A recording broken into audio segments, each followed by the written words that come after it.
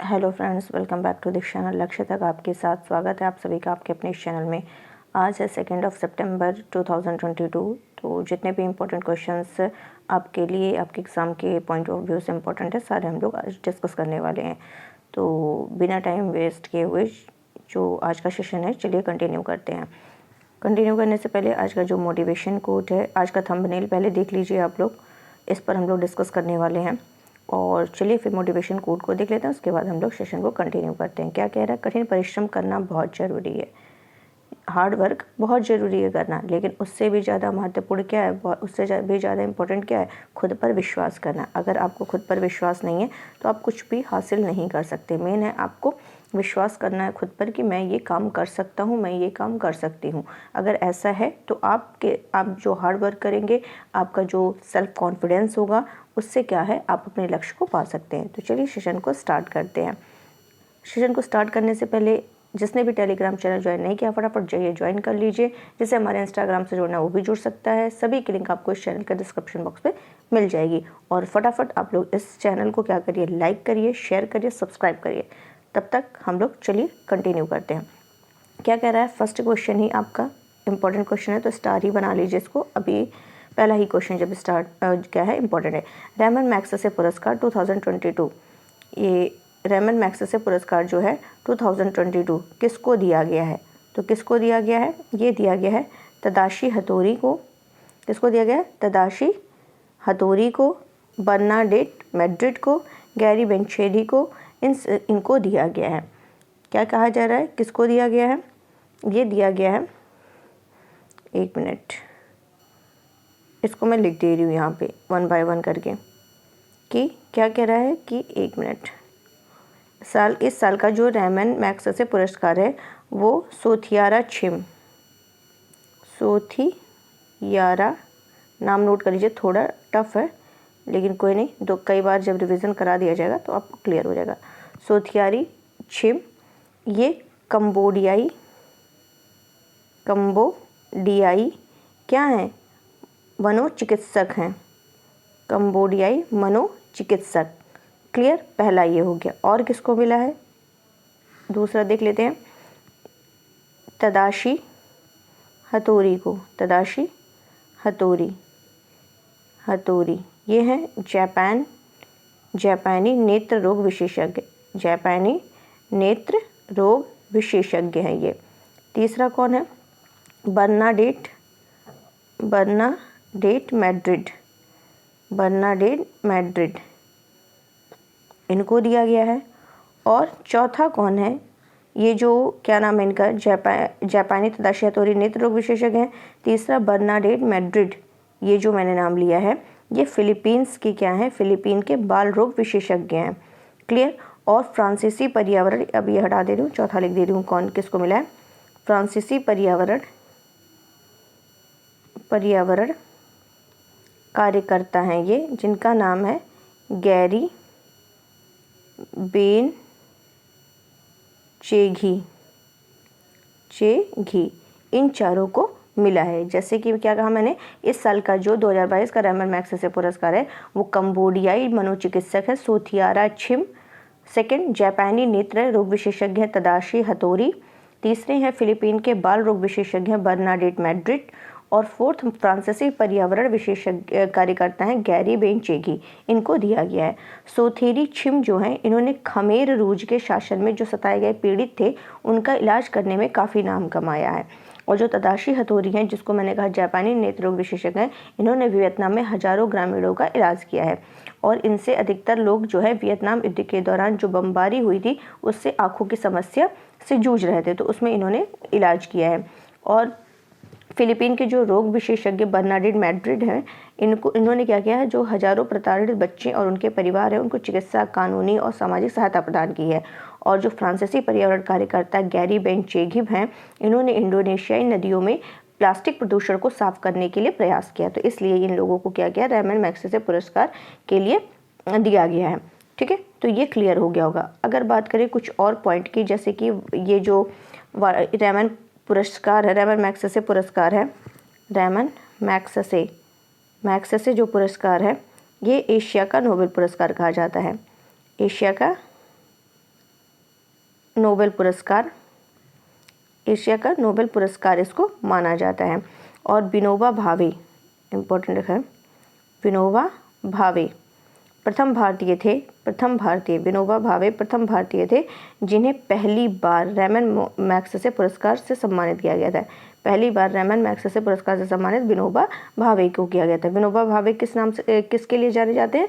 भूदान आंदोलन के कारण सबसे ज़्यादा ये जाने जाते हैं, तो ये भी आपको ध्यान रखना है। और ये जो वार्षिक पुरस्कारों का नाम है, ये फिलीपीन के एक राष्ट्रपति के नाम पर रखा गया है, जिनका क्या हुआ था 1957 में विमान दुर्घटना हुई थी, उसी में इनकी डेथ हो गई थी। और ये अवार्ड जो है उन लोगों को दिया जाता है जो एशिया के लोगों की क्या करते हैं, निस्वार्थ सेवा करते हैं। और ये पुरस्कार मनीला में दिया जाएगा। कहाँ पर आयोजन होगा इसका? मनीला कहाँ है? फिलीपींस की राजधानी है फिलीपींस। तो यहाँ पे क्या किया जाएगा, 30 नवंबर को ये अवार्ड क्या है, प्रदान किया जाएगा 30 नवंबर को। तो ये आपको ध्यान रखना है। मनीला में क्या है? अंतर्राष्ट्रीय चावल अनुसंधान केंद्र है, अंतर्राष्ट्रीय चावल अनुसंधान केंद्र, ये भी ध्यान रखिएगा, पूछा हुआ है कई बार। तो ये मैंने आपको बता दिया है सारा। एशिया का नोबेल पुरस्कार कहा जाता है, ये भी आपको ध्यान रखना है। नेक्स्ट क्वेश्चन क्या है? चर्चा में रहा हिना मनोर क्या है? चर्चा में रहा हिना मनोर क्या है? तो ये जो हिना मनोर है, ये क्या है? एक तूफान का नाम है। क्या है? ये एक तूफान का नाम है। किसका? हिना मनोर। तो ये कैसा मतलब तूफान है, ये हम लोग डिस्कस करने वाले हैं।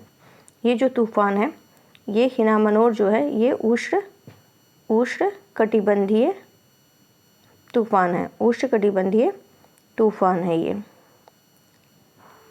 और ये कैसा है? सबसे शक्तिशाली तूफान है, सबसे शक्तिशाली तूफान, सबसे शक्तिशाली तूफान। और ये किसको किसको प्रभावित कर रहा है? ये जो है पूर्वी चीन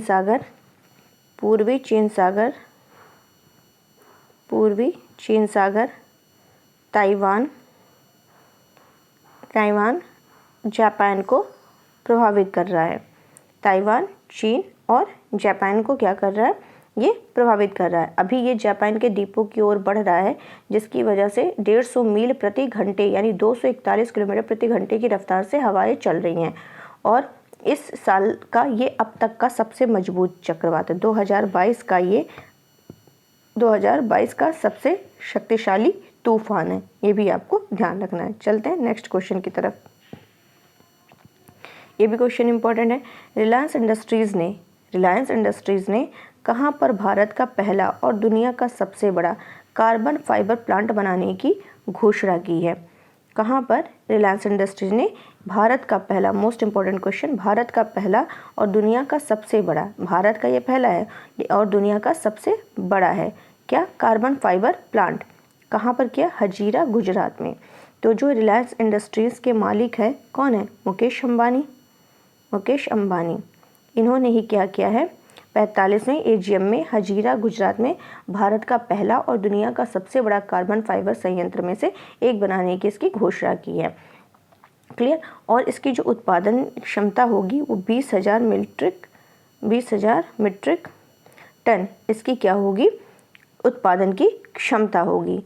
मतलब कि जो एक्रिलोनिट्रायल फीडस्टॉक पर आधारित जो संयंत्र है उसकी क्षमता 20,000 MTPA का मतलब मीट्रिक टन पर ईयर होगी, प्रति वर्ष इसके उत्पादन की क्षमता होगी।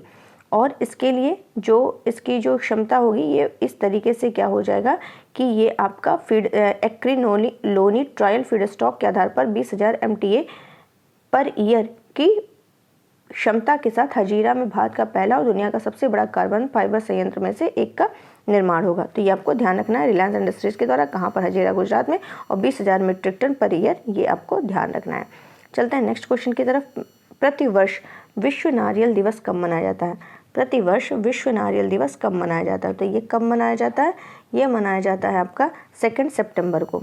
कब मनाया जाता है? 2 सितंबर को मनाया जाता है। प्रतिवर्ष विश्व नारियल दिवस कब मनाया जाता है? 2 सितंबर को। ठीक है। और कहाँ पर ये राज्य स्तर पर इसका आयोजन जो हो रहा है? राज्य स्तर पर इसका आयोजन जूनागढ़ में हो रहा है। जूनागढ़ कहाँ है? यहाँ पे गुजरात में है। जूनागढ़ जो है गुजरात में है। तो राज्य स्तर पर इसका आयोजन यहाँ पर हो रहा है। और इस बार का जो है नारियल दिवस ये 24वां है। ठीक है, तो ये भी आपको ध्यान रखना। थीम इसकी क्या रखी गई है? खुशहाल जीवन के लिए नारियल की खेती। खुशहाल जीवन के लिए नारियल की खेती। थर्ड क्वेश्चन है, भारतीय तटरक्षक बल ने कहाँ पर 10वें राष्ट्रीय समुद्री खोज और बचाव अभ्यास सारेक्स 2022 का आयोजन किया? ये भी इंपॉर्टेंट क्वेश्चन है, ये भी आपको ध्यान रखना है कि जो भारतीय तटरक्षक बल है उसने कहाँ पर 10वां राष्ट्रीय समुद्री खोज और बचाव अभ्यास सारेक्स का आयोजन किया है। तो कहाँ किया है? ये चेन्नई में किया है। चेन्नई कहाँ है? तमिलनाडु में। तो यहाँ पर इन्होंने किया है। और इसका जो आयोजन है 10वें नंबर का इस सारेक्स का, इसका उद्देश्य क्या है?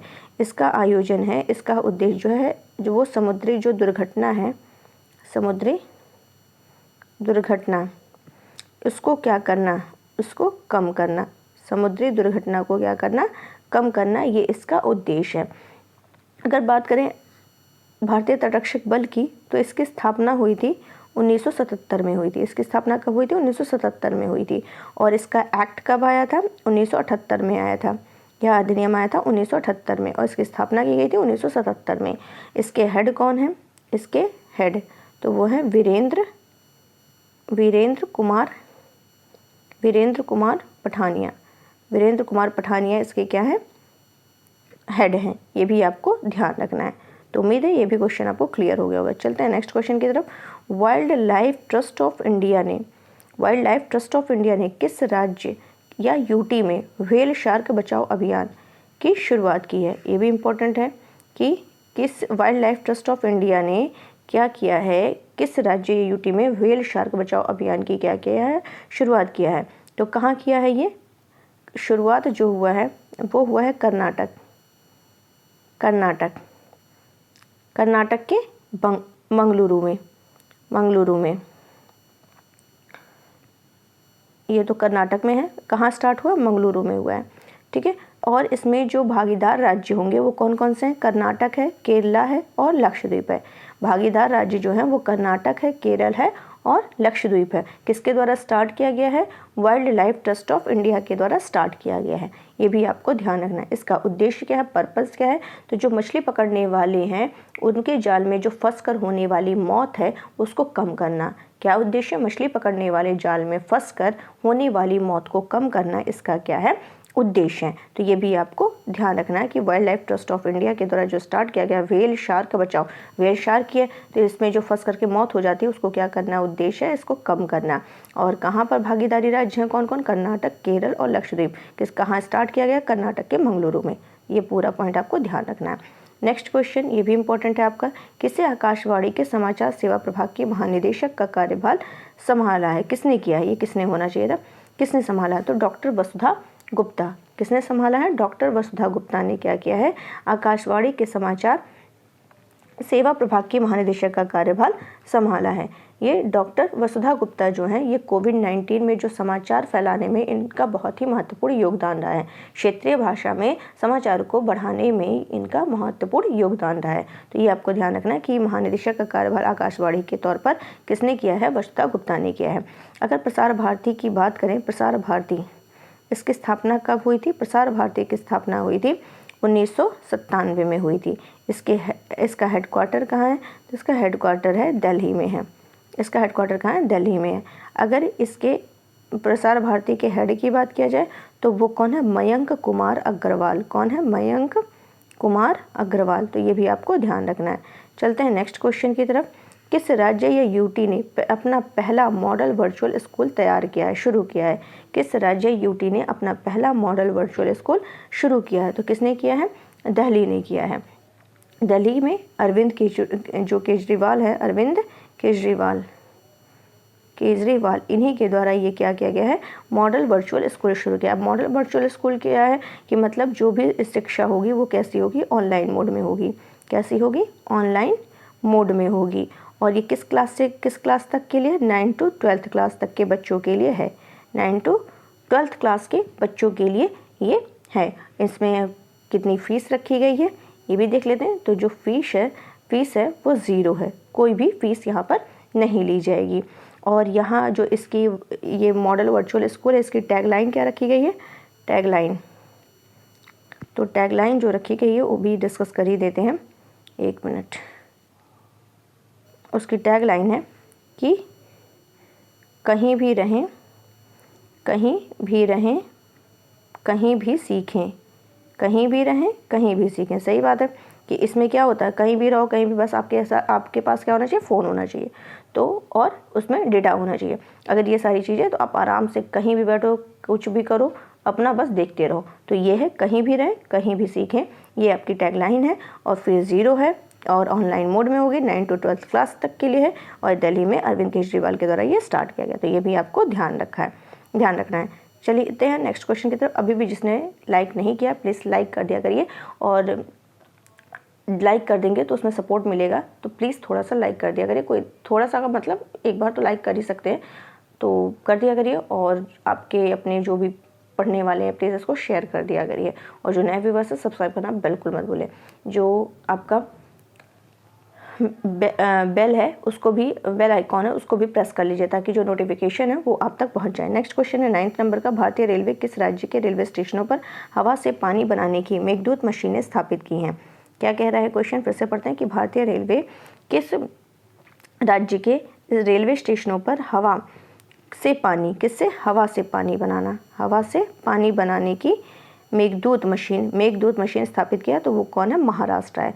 तो हवा से पानी उत्पन्न करने की जो तकनीकी है उसके द्वारा अब क्या किया जाएगा, मध्य रेलवे के, किसके द्वारा, मध्य रेलवे के मुंबई डिवीज़न,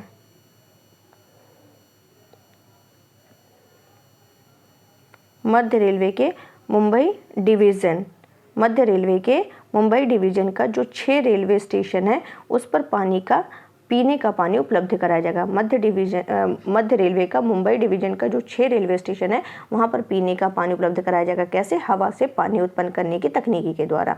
मेघदूत क्या है, तो ये जो मेघदूत यहाँ पर दिया गया है ये क्या है, ये एक वायुमंडलीय जल जनरेटर, ये क्या है, वायुमंडलीय जल जनरेटर उपकरण है। वायुमंडलीय जल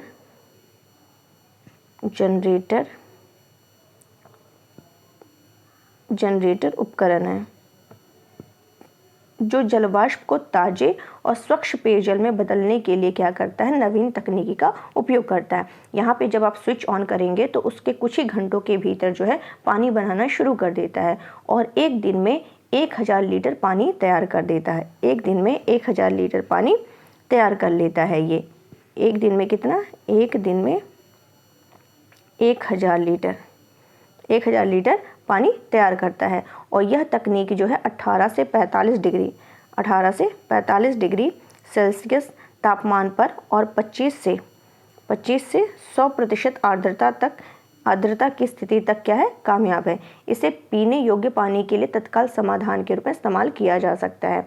और मुंबई स्थित जो छत्रपति शिवाजी महाराज टर्मिनस और दादर में 5, ठाणे में 4, कुर्ला घाटकों पर विक्रोली में 1 वाटर कियोस्क लगेगा। और 1 लीटर पानी के लिए कितने रुपए चुकाने होंगे, 1 लीटर पानी के लिए आपको देने पड़ेंगे 12 रुपये।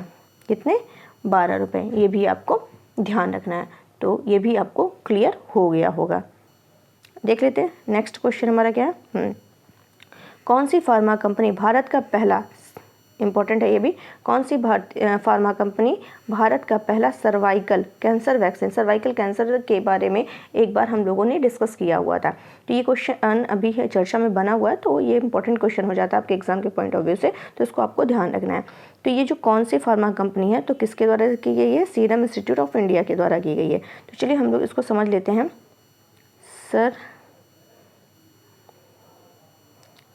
सर्वाइकल मतलब कि सर्वाइकल कैंसर, इसका नाम है सर्वाइकल कैंसर वैक्सीन की गई है। तो ये सर्वाइकल कैंसर जो है ये कहाँ होता है, पहले ये समझना है, गर्भाशय की दीवार में होने वाला कैंसर है। गर्भाशय की दीवार में होने वाला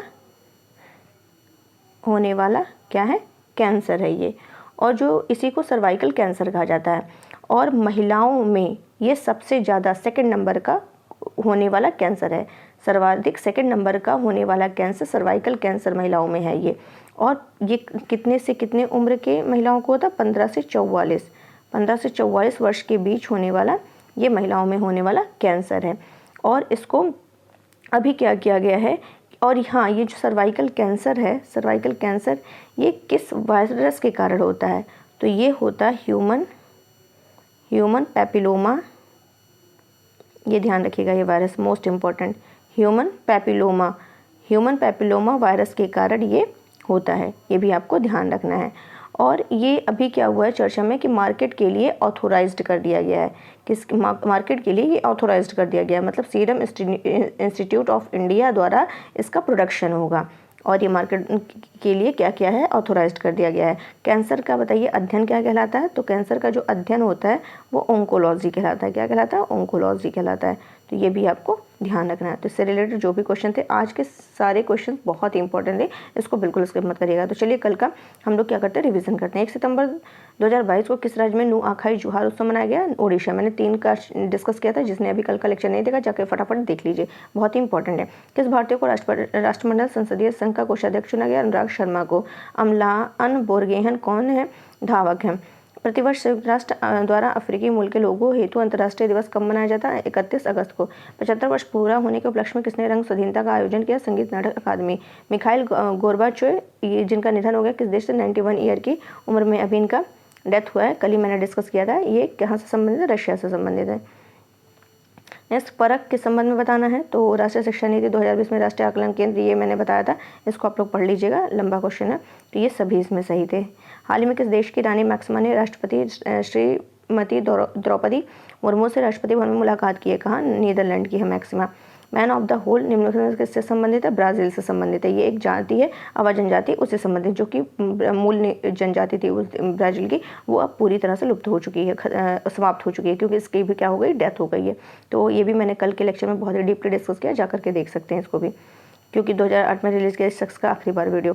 किस संस्था परिषद ने इंडिया @100 के लिए स्पर्धात्मक रोड मैप जारी किया? तो प्रधानमंत्री की आर्थिक सलाहकार परिषद के द्वारा। आज चर्चा में आया है तमिलनाडु, तो तमिलनाडु आप लोग को दिखा दे रहे हैं, ये है तमिलनाडु, चेन्नई। ठीक है, तो ये आपको ध्यान रखना। तो चलिए आज के लिए बस इतना ही रखते हैं। उम्मीद है आपको सेशन अच्छा लगा होगा, पसंद आया होगा। तो प्लीज़ लाइक करिए, शेयर करिए, कमेंट करिए, सब्सक्राइब करिए।